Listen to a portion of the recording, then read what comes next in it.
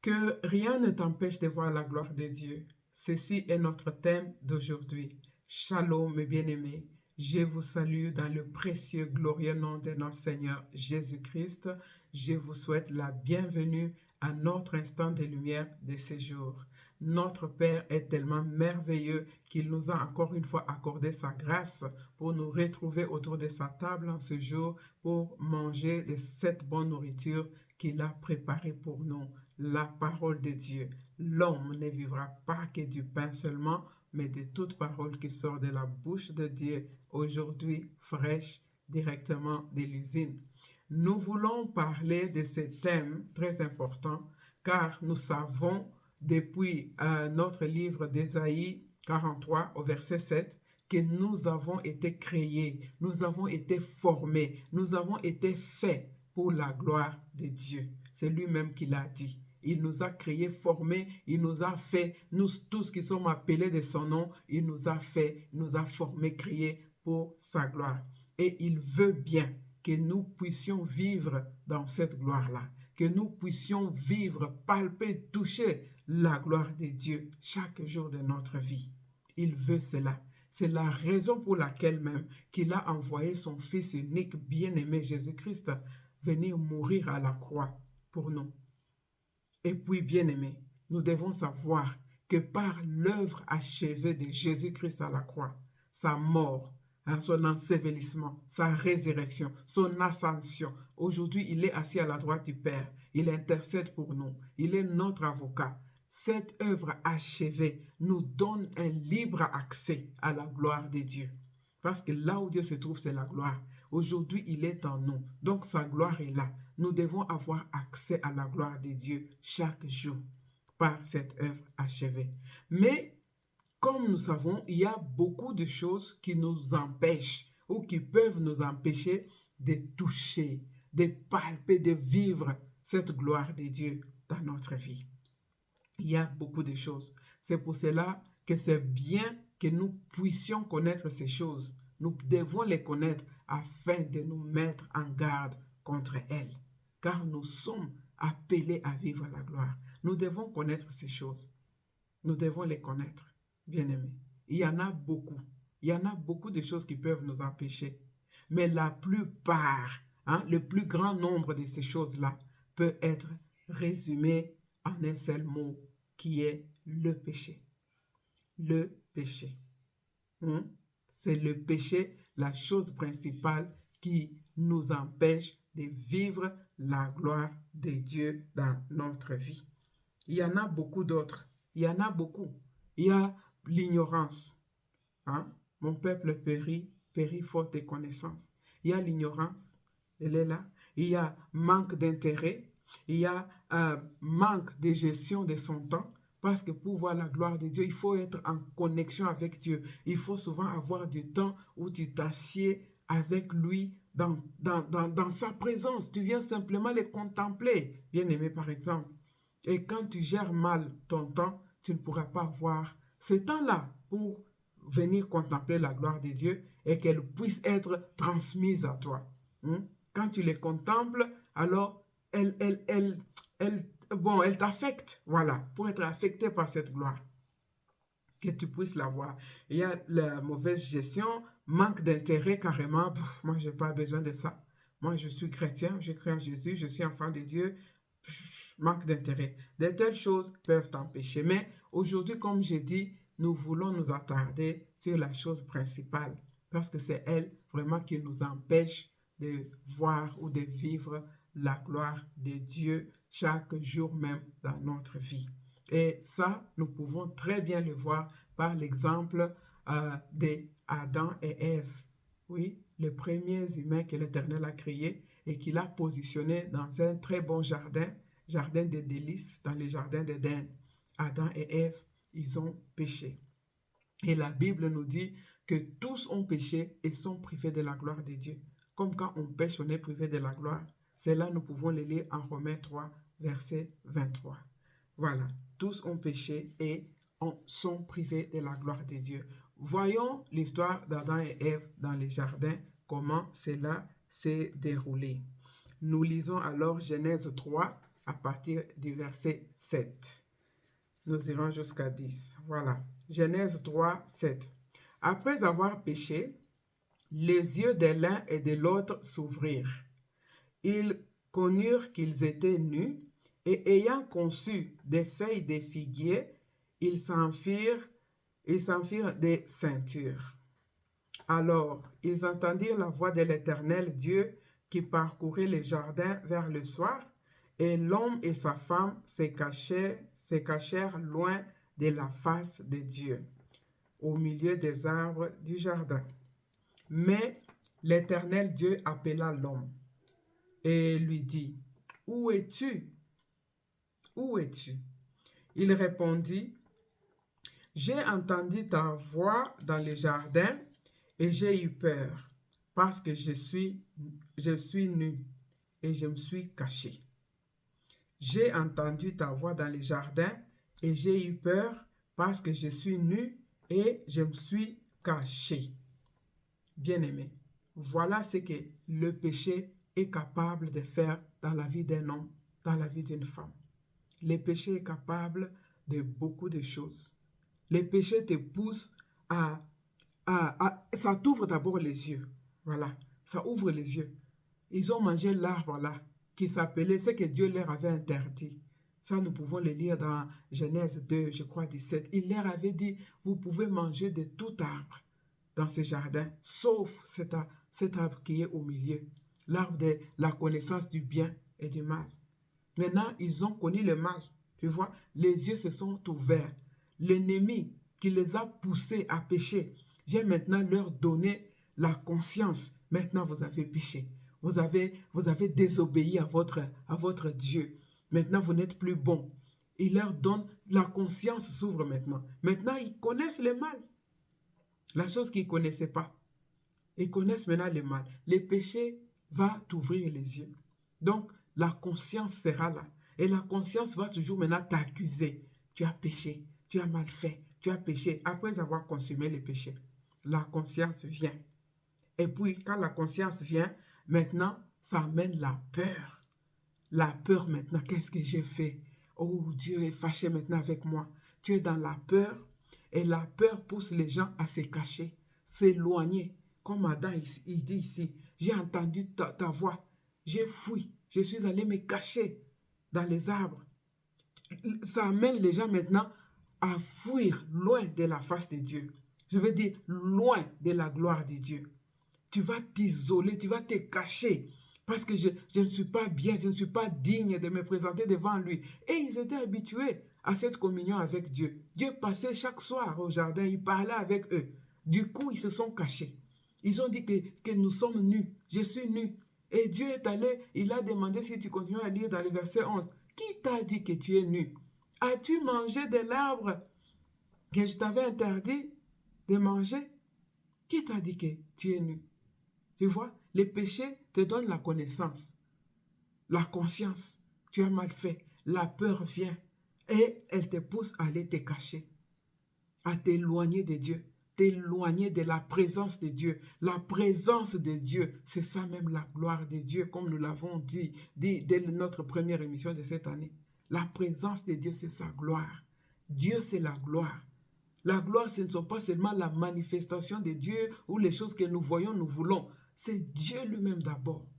Sa présence, c'est la gloire. Maintenant, il fuit la présence de Dieu. Quand tu as péché, tu es tenté, tu es poussé à fuir. Tu n'as plus envie de t'approcher de Dieu. Tu ne veux pas prier. Tu ne veux même pas parce que tu te sens sale, indigne. Mais Dieu ne te laisse pas loin. Il ne veut pas que tu restes loin de lui. Il ne veut pas que tu restes loin de sa gloire. Il vient te chercher, comme il l'a fait avec Adam. Nous avons entendu, il a appelé, où es-tu? Adam, où es-tu? Ce n'est pas pour dire que Dieu ne savait pas où Adam était. Dieu voit tout. Dieu sait tout. Il n'y a rien qui puisse être caché aux yeux de Dieu. Dieu qui connaît le nombre de cheveux qui sont sur ta tête. Il savait où Adam était. Il savait ce qu'Adam avait fait. Mais il appelle, où es-tu? C'est seulement parce qu'il voulait lui donner une opportunité de se repentir. De dire, Seigneur, j'ai péché. Ou bien, j'ai fait l'interdit. J'ai mangé de ce que tu m'avais interdit.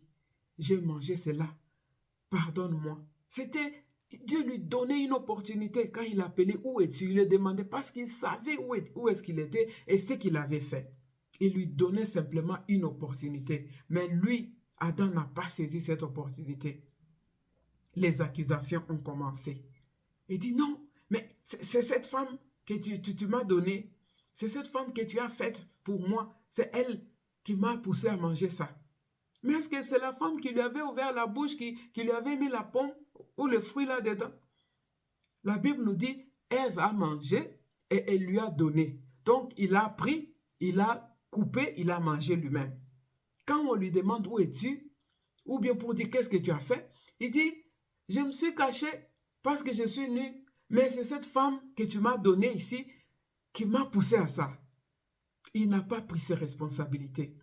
Qui sait comment est-ce que la situation se serait déroulée s'il il avait demandé pardon à Dieu? Mais il a accusé la femme. Donc, pour mieux Dieu, il a même accusé Dieu. Pourquoi tu m'avais fait cette femme? C'est elle qui m'a poussé à ça. Les accusations ont commencé. Quand on demande à la femme, oh, c'est ce serpent, ton serpent que tu as créé. Je peux dire, elle n'a pas dit ça, mais c'est les accusations. C'est le serpent. Hein? C'est toi qui as créé le serpent. C'est le serpent qui est venu, qui m'a séduite. C'est le serpent. Les accusations ont commencé. Or qu'il fallait simplement se repentir. Dire, Seigneur, pardonne-moi. Pardonne-moi. Pardonne-moi. Nous voyons que c'est le péché qui les a éloignés. Mais quand nous parlons du péché, la plupart des gens voient directement seulement des choses comme l'impudicité, les choses qui frappent, les choses comme l'adultère, le meurtre, le mensonge, le vol, les choses qu'on voit. Hein? Mais dans le cas d'Adam et Ève ici, nous voyons que c'était la désobéissance. Ne mangez pas ça, ils ont mangé. Ils n'ont pas voulu, mais ils ont désobéi à Dieu. C'est un péché. Et ça pousse les gens à fuir. Nous voulons voir ce que la Bible nous dit encore. Elle nous liste, elle nous fait une liste de péchés, des choses qui ne sont pas bonnes, que nous, en tant qu'enfants de Dieu, nous devons laisser. Nous allons lire en Galates, chapitre 5, versets 19 à 21. La Bible nous montre les œuvres de la chair, qui sont les péchés, les choses que nous devons éviter. Voilà. Or, les œuvres de la chair sont manifestes, ce sont l'impudicité, l'impureté, la dissolution, l'idolâtrie, la magie, les inimitiés, les querelles, les jalousies, les animosités, les disputes, les divisions, les sectes, l'envie, l'ivrognerie, les excès de table et les choses semblables. Je vous dis d'avance, comme je l'ai déjà dit, que ceux qui commettent de telles choses n'hériteront point le royaume de Dieu. Ici, moi, je vais changer pour dire, ceux qui commettent de telles choses ne verront pas la gloire de Dieu. Parce qu'hériter le royaume de Dieu, cela ne veut pas dire quand nous allons mourir, quand nous allons quitter le monde, nous allons aller dans le royaume des cieux, le royaume de Dieu. Le royaume est déjà ici. Le royaume est déjà en nous. Il est parmi nous. Il est parmi nous. Jésus a dit, comme vous voyez ces choses se faire, ces miracles. Donc, le royaume de Dieu est venu à vous. Le royaume est déjà là. Nous sommes appelés à vivre dans le royaume, à vivre la gloire. Et si nous commettons de telles choses, nous n'allons pas vivre. Cela ne veut pas dire que nous ne sommes plus sauvés. Nous ne sommes plus enfants de Dieu. Nous les sommes. Mais nous ratons beaucoup de choses. Nous ratons de voir la gloire de Dieu dans des situations qui se présentent devant nous, dans notre vie. Les choses que tu peux faire, tu n'arrives pas. Tu dois ordonner aux choses de changer dans ta vie. Ça n'arrive pas. Pourquoi la gloire ne se manifeste pas? Voilà. Ceux qui font de telles choses n'hériteront pas la gloire de Dieu, ne verront pas la gloire jour pour jour dans leur vie. C'est ça ce que ça veut dire ici. Tu vois. Même si les péchés t'éloignent de Dieu, même s'il t'éloigne comme il a éloigné Adam et Ève. Bien aimé, aujourd'hui, le péché n'est même pas une raison pour nous éloigner de Dieu. Parce que le sang de Jésus, comme je dis en entrant ici, par l'œuvre achevée de Jésus, par son sang, le péché n'est plus une raison de nous séparer de Dieu. Le péché ne peut pas nous séparer de Dieu. D'ailleurs, quand nous sommes nés de nouveau, nous ne sommes plus des pécheurs, nous ne péchons pas. Notre homme intérieur, nous sommes en vérité, tu dois venir avec assurance devant le trône. Tu ne dois pas te retirer pour te cacher, pour t'isoler. Ça, c'est la manigance du diable. C'est l'ennemi qui va te pousser à te retirer, à t'isoler. C'est sa stratégie. Isoler pour égorger.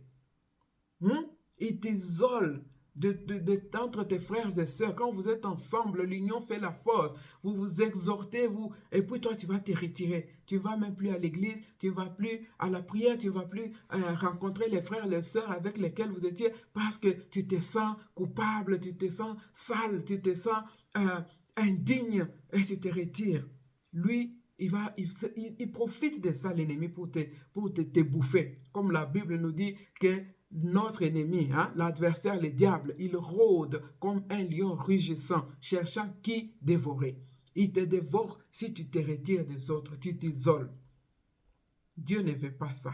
Il ne veut pas te laisser isolé. Il ne veut pas te laisser loin de lui. Il ne veut pas que tu restes hors de sa gloire, hors de sa présence, hors de lui, même comme il est en toi, mais tu peux être loin de lui, tu peux te retirer. Il ne veut pas. Il vient à toi, comme il a dit à Adam, où es-tu?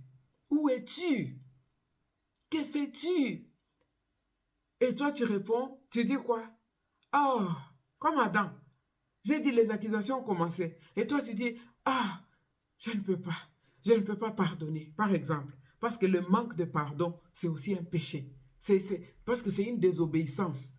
Dieu nous dit de pardonner, toi tu ne pardonnes pas, donc tu désobéis. Tu fais exactement comme Adam, comme Ève. Je ne peux pas pardonner parce que c'est lui qui a commencé ou c'est elle qui a commencé. Fais attention, tu risques de terminer. Comme lui a commencé, toi tu risques de terminer. Terminer où? Hors de la gloire de Dieu. Ce qui n'est pas ta portion. Tu risques de terminer comme il a commencé. C'est lui qui a commencé. Il fallait voir comment est-ce qu'il l'a fait ou elle l'a fait. C'était en public et il m'a humilié. Elle m'a tellement humilié. Moi, j'ai plus de valeur devant les gens. Ce qu'elle a fait, comme elle a dit, et ça m'a blessé. Je ne peux pas, je ne pourrai pas. Qui dit que tu ne pourrais pas? Ça, c'est quel mot ça? Ça ne doit pas se trouver dans ton dictionnaire en tant qu'enfant de Dieu. Il n'y a rien que tu ne puisses pas. La parole nous dit que je puis tout par Christ qui me fortifie. Tu peux. Ne dis pas je ne peux pas. Il m'a humilié, elle m'a humilié, c'était en public. Et Jésus, lui, il était humilié en cachette? Ou bien il n'était pas du tout humilié? Quand on l'a déshabillé, on a enlevé sa robe, on l'a frappé, on l'a fait porter cette couronne d'épines, on s'est moqué de lui, on a craché sur lui. Est-ce que c'était en cachette? C'était en public. C'était en public. Et c'est aussi en public qu'il a dit au Père, avant de rendre son esprit, son âme, Père, pardonne-leur, parce qu'ils ne savent pas ce qu'ils font. Il a pardonné, il a lâché. Toi aussi, tu le peux. Ne sois pas là, je ne peux pas, c'est trop lourd, c'est elle qui a commencé et ce n'est pas facile pour moi. Qui a dit que c'est facile? Si ce n'est pas facile, lui qui est en toi, c'est lui le facilitateur des choses. C'est lui qui peut le faire. Tu vas lui laisser faire. Bien-aimé, tu vas le laisser faire. Il a dit de ne pas voler. Ne vole pas. Il te cherche. Mais si tu as fait le mal, tu vas revenir à Dieu. Parce qu'il est là, il est toujours présent. Il n'est pas loin de toi. Comme nous avons lu ici, en Romains 3, 23, nous avons entendu qu'ils ont dit, c'est écrit par Paul là-bas, tous ont péché et sont privés de la gloire de Dieu. Mais ne t'arrête pas là, bien-aimé. Continue. Lis le verset qui suit. C'est très important de lire celui-là aussi. Il nous dit une chose très importante. Romains 3, 24. Il nous dit, ils sont gratuitement justifiés par sa grâce, par le moyen de la rédemption qui est en Jésus-Christ. Ils ont tous péché, sont privés de la gloire de Dieu, mais ils sont gratuitement justifiés, gratuitement pour nous. Mais Jésus a payé le prix. On nous dit ici par le moyen de la rédemption. Rédemption, c'est racheter, c'est le rachat. Il fallait payer un prix pour être racheté. Jésus a payé le prix pour que nous soyons rachetés, bien-aimés. Pour que nous soyons rachetés. C'est ce que la parole nous dit ici. En Romains 3, 24, c'est très important. Tu as été racheté. Tes péchés ont été pardonnés par son sang précieux, son sang qu'il avait gardé sans péché. Comme Jean a dit, voici l'agneau de Dieu qui ôte les péchés du monde. C'était par son sang. Il a payé le prix du rachat avec son sang. Cette mort honteuse qu'il a pris sur lui à la croix. C'était que pour que nous puissions être sauvés, rachetés. Accepte-les dans ton cœur. Accepte-les. Arrête de fouiller loin. Ne dis pas j'avais tué quelqu'un, j'avais avorté, j'avais volé telle chose et la personne s'est tuée. J'avais fait telle chose, j'avais fait telle chose. Accepte seulement Jésus dans ton cœur. Accepte-le. Il a déjà payé le prix pour toi. Il a déjà payé. C'est déjà pardonné. Accepte Jésus dans ton cœur.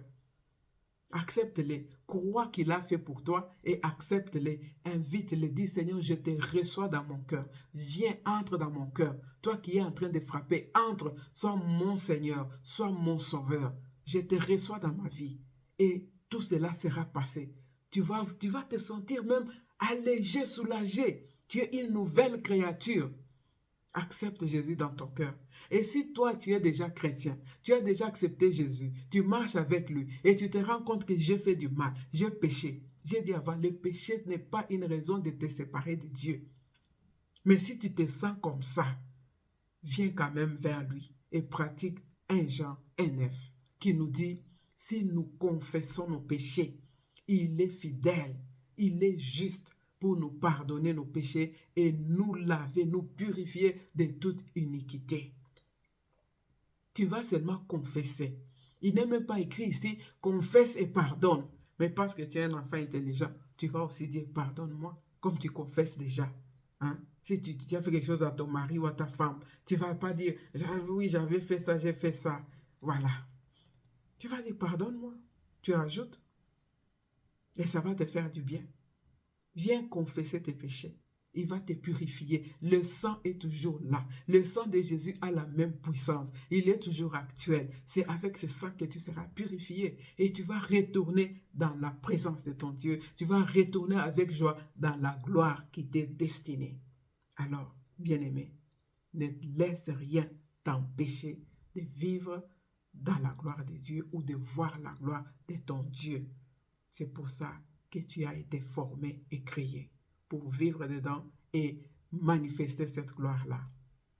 Que l'Éternel te bénisse, qu'il nous fasse du bien. Saint-Esprit, aide-nous.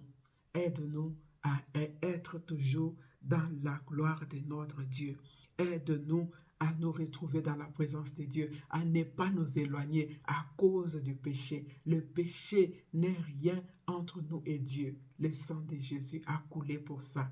Le sang a coulé. Aide-nous, Saint-Esprit, à les confesser, à retourner dans la présence, dans la gloire de Dieu. Merci, Seigneur, pour ta parole d'aujourd'hui. Dans le précieux nom de Jésus, nous te disons merci. Amen. Amen. Soyez bénis, mes bien-aimés. Par la grâce de Dieu, nous nous reverrons la fois prochaine avec un autre numéro de notre instant de lumière. Soyez bénis. Votre humble servante, Maman Isabelle Mtumba. Je vous aime tant. Au revoir. Bye.